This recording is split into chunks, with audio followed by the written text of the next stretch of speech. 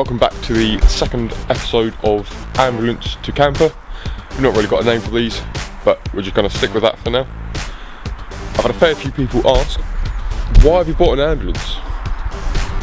Now, on the surface level of it, it's probably seems like quite a weird thing to buy to convert to a camper, but when you look a little bit closer and you look at what they actually come with,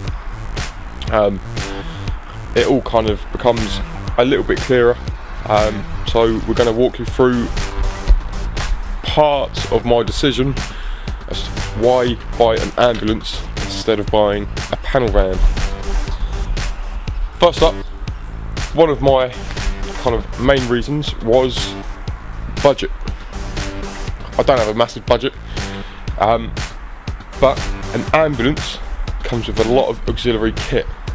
So, for example, in here we have three. Hold on.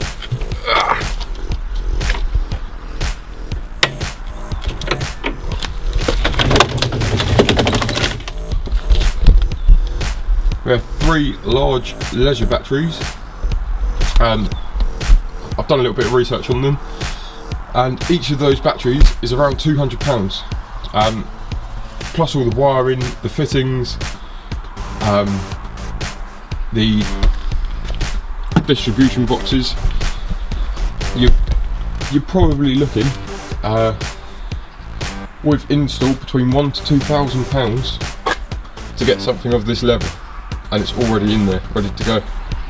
Another quite important aspect of why I bought a big yellow beast is the overall build quality. So if you look at these hinges, for example,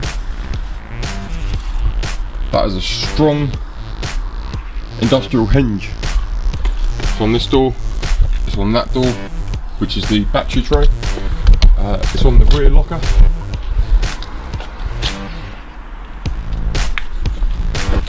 and all of the, I didn't know this at the time, but all of the main doors that access the interior via the outside are all on the central locking, which is a hell of an advantage. I did think there'd be individually fixtures and fittings are essentially top grade. Also, I thought it'd be quite cool to keep the tailgate on it, but doing a little bit of research, they are heavy, so I'm going to be taking that off. And well, behind this one there is a door that opens up to obviously let people in, so I may lock that door permanently and like screw it shut and just keep this left hand door open. Once again, we've got some cool step that disappears, kind of like when you shut the fridge door, the light automatically goes off. These steps, oh yeah, they automatically disappear. Simple thing, I suppose. This is the Mercedes Sprinter. Well, we've all seen an ambulance out on the road. If you haven't, I don't really know where you've been looking. So it's probably about the same size as a Luton, but if you bought a Luton, it'll be really thin fiberglass, and you would still have to insulate it, whereas this is a full aluminium double skinned insulated body, so you'll be able to beat it off trees. Not that I'm intentionally going to beat it off trees, but it's hella strong. There's a few little dents and things around it, but as you've just seen from that, if that was on a Luton with a fiberglass body, that would have literally just gone straight through. The roof is the same, and on these edges here, once again, solid aluminium. So they are as strong as anything, although I have just left small dents. I'm not particularly fussed about it because there are other bigger dents around. I didn't know this at the time that I was looking at it, but all of these extra bits that hang off the bottom, so that door, this lower trim, coming around the back here, this trim that covers around the tailgate, we're going to have to replace that once we remove the tailgate. This trim, that door, this trim, door, to here. I thought they'd be aluminium or fiberglass, but they're not. They are carbon fibre, which one is stronger than fiberglass, two, it's lighter. We've also got a carbon fibre battery tray. The main frame's made of steel, but the actual sheeting of it is carbon fibre to reduce the overall weight, but still remain strong. It's also the twin wheelbase, so if I get a puncture, I'm not like dead sat on the side of the road. Oh, when the heater's working currently. That's another thing, we'll get onto that in a minute. So it's the twin wheelbase, because it's a 5 tonne gross weight limit. I'm probably not going to be anywhere near that. But so my theory of it is, if you get a puncture on the rear, then you're not just dead weight on the side of the road. You can continue to the nearest place to get a tyre, and then continue on your way, rather than having only 2 wheels in the back, because if one goes down, then you can't drive it. So if you get one puncture and you're out in the middle of nowhere, it kind of lowers your chances of being stranded.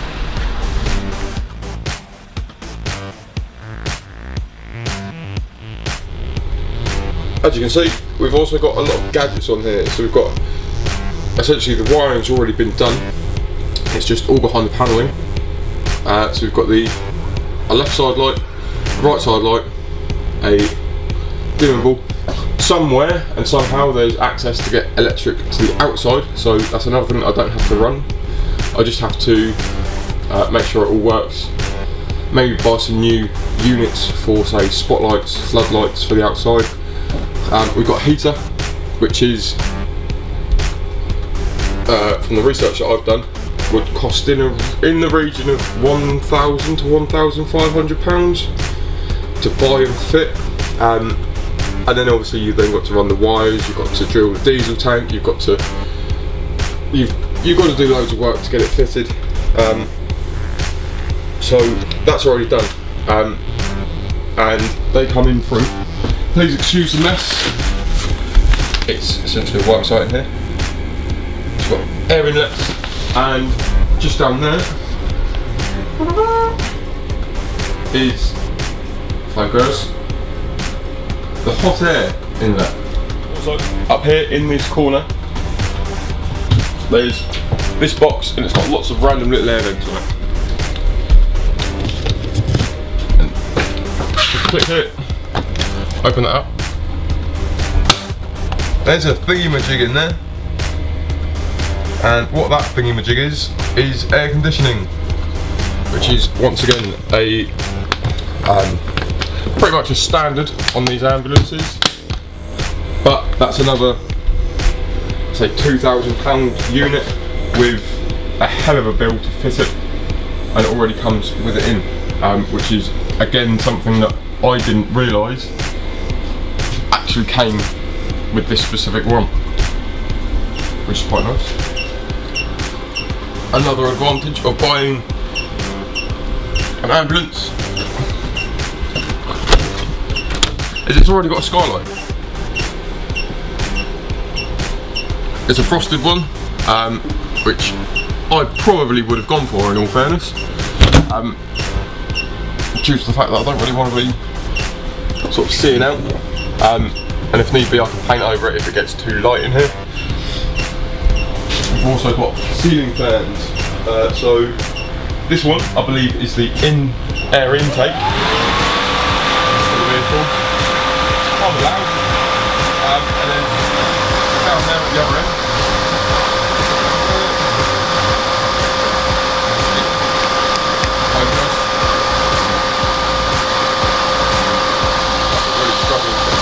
There you go. Down there at the other end. Colours on. We've got air out.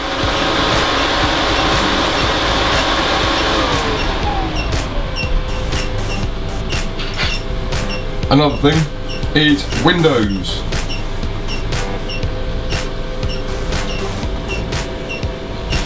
That's probably plenty enough windows for my liking.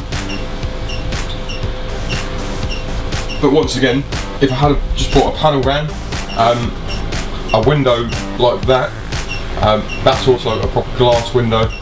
It's probably strengthened. I'm not going to test it. I don't want another Elon Musk in the Cybertruck window fail. But essentially, they are strengthened windows. They're already installed, and the reason that they're strengthened is because when they go to events and stuff, people like to bang on them, people like to throw stuff, because some people are just idiots. So, strong windows, stronger than what you can get off like generic camper shops. So they should last a hell of a lot longer. So overall, for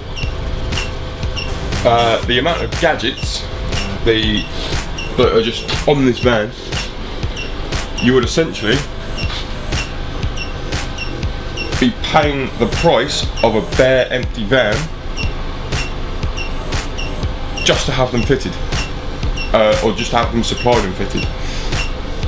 But I've got the van and they're already fitted and they're already supplied for the price of a van.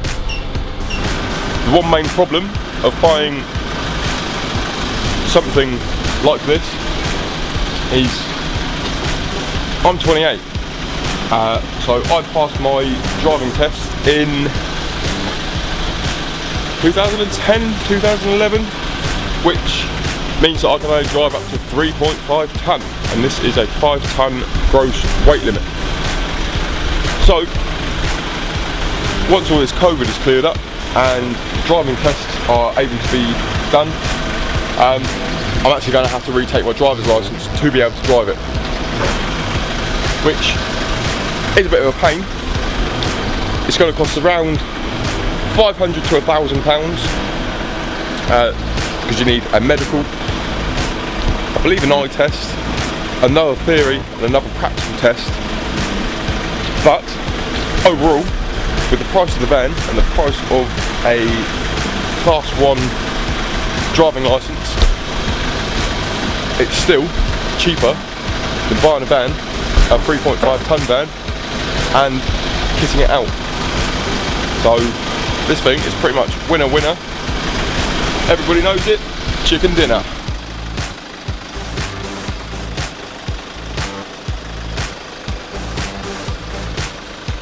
As you can see, one, we're quite low on diesel, not a problem. Two, the mileage is very high. But when you take into consideration that ambulances are looked after, no expense spared. So if it's got a slightly worn tyre, it gets changed. If it doesn't start on time, every time, it's taken in, it's repaired. If something looks like it might break in the next 10,000 miles or the next 20,000 miles, it's changed. It doesn't matter off the price, it's changed with genuine Mercedes parts. Because, well, when you call 999, they're there. They can't be calling you back being like, oh yeah mate, just got to wait for the RAC to come out because we didn't change the alternator, even though it was squeaking for like the past 10,000 miles. So on this, from what I can see, it doesn't actually look to be like a 300,000 mile engine. For a day job, I own a valeting company. I've cleaned lots of engine bays, and the amount of dirt and dust and stuff that builds up on even a 100,000 mile van, whether it be builder's van, a courier van,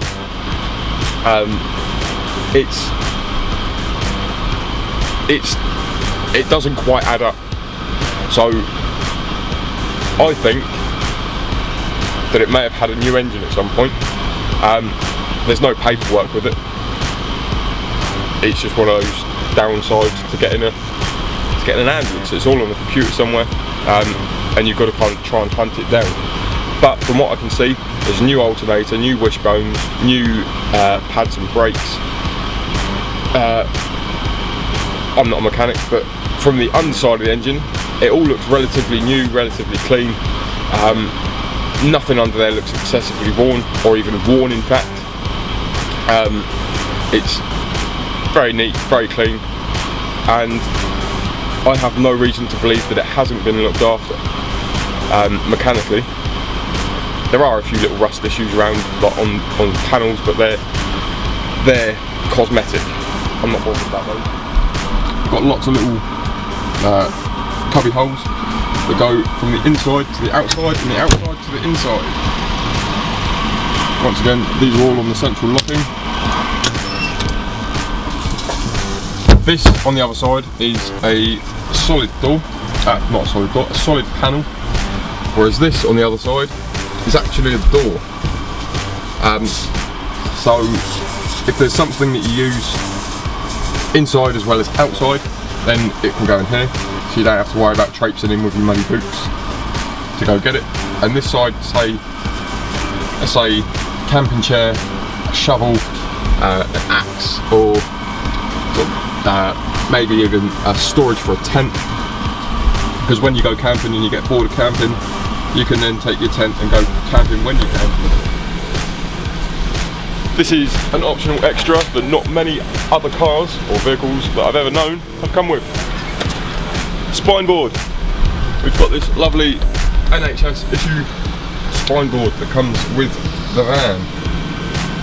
It's the only real bit of medical kit that I can recognise. I'm kind of happy with that random gadget being in there. Behind this random pile of rubbish is an air vent, although it says do not obstruct. It's kind of not, don't worry about that. But I've just had it closed up for a while. I opened the door and it was like opening the oven door. You know, that nice warm burst of air that comes out when you're cooking chicken nuggets? Heaven. And it's also coming out of here nice and toasty. And I believe, let's test this one. No, right. So this is the end with the air intake, so it takes air from the cab in here, takes it through, takes it outside through the diesel heater, and then back through these two, which is absolutely perfect. Looking at the inside now, we've got all these lovely cabinets. Obviously this is a vehicle that's designed to move with people in the back. So all the corners, apart from this one, are rounded. So there's no strong 90-degree angles anywhere. So if you get up in the middle of the night and you bump your head, you're not going to be rolling around on the floor holding your head thinking, oh my god, I've just split my head. Because everything is soft edged, which one is kind of hard to do with wood, which is what I would have done if I bought a panel van, and two, with these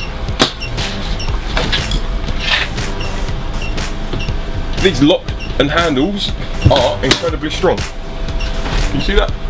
Yeah, these are incredibly strong, and these on the lockers that lift up like that, they've got little gas rods. Although I may replace those because I think that's about the only thing on the van that doesn't quite work efficiently. But that's no major issue. They're not that expensive. I can replace those. And these guys, you can also use them as coat hooks. So, if you don't need to hang a coat, get that. If you need to hang a coat, flick it down. And these things are everywhere.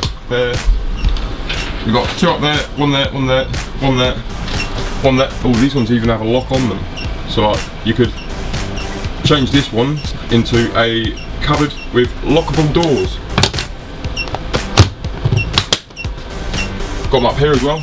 This is another, I wouldn't say this one's an advantage over a panel van, because if you've got high top, you would have over cab storage anyway. As you can see, through this hole, the dome on top of the cab is fiberglass, and that's pretty much the only bit of fiberglass on the whole build. And this bit here, by the time that you've got up those holes, all this bit in here will be insulated, so you'll have room for, say, like a winter jacket, spare bedding, this, that and the other. So this is what I will refer to as the loft. So that was the brief rundown of why I chose an ambulance over an ordinary panel van or a Luton van for my camper. I hope that all kind of made sense as the advantages and disadvantages over buying an empty van and fully kitting it up versus buying one that's already kind of half done, but you've still got to do a lot to it. It's going to be a fun project, and essentially what you've just watched is the worst episode of Cribs MTV, but for now you've got to get out of it. See you later.